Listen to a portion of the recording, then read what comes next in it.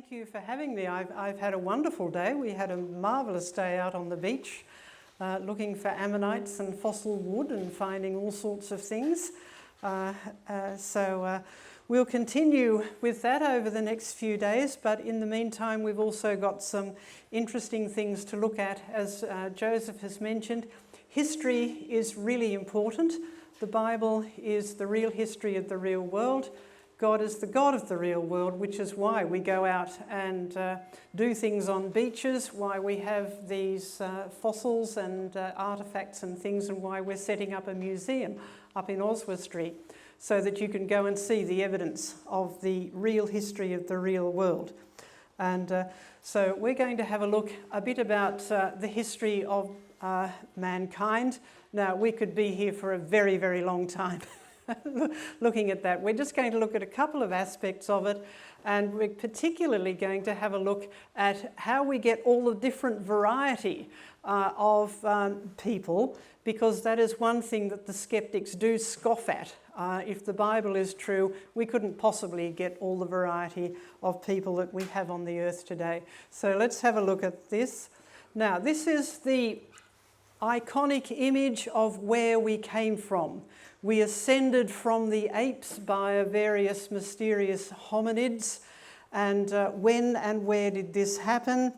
Well, 3 or so million years ago, an ape decided that it didn't like being an ape. Well, let's not be too fanciful, but somehow apes turned into people via many generations of hominids until you got fully upright, intelligent human beings who developed a sort of wanderlust and decided that they would walk out of Africa, and then they wandered to all sorts of strange places like Britain, and even stranger places like Australia.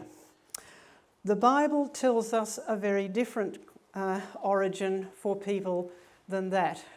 This is a mural that was painted by our artist in Australia named Steve Cardno, who did the artwork for those wonderful children's books up there, and as well as the Star Boy book and the Dinosaur Hunting with John Mackay book there for teens and adults.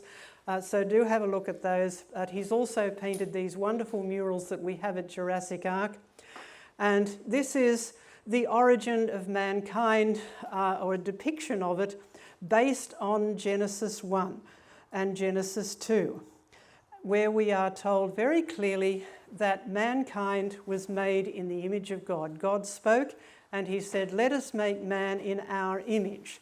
So the first statement we have about human beings is about their relationship to their Creator.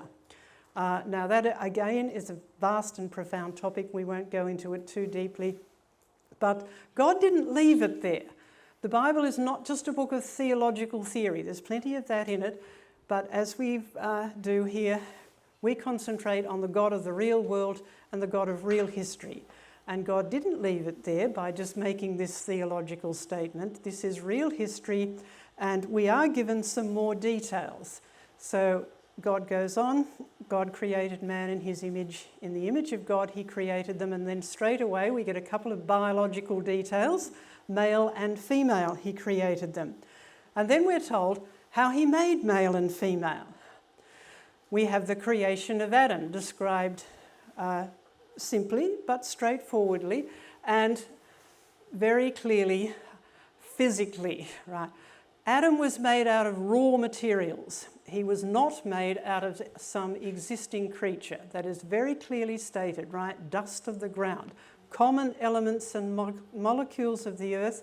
And if you analyse all living cells, but human cells, you will find these common elements: carbon, hydrogen, oxygen, nitrogen, sulfur, phosphorus, sodium, etc.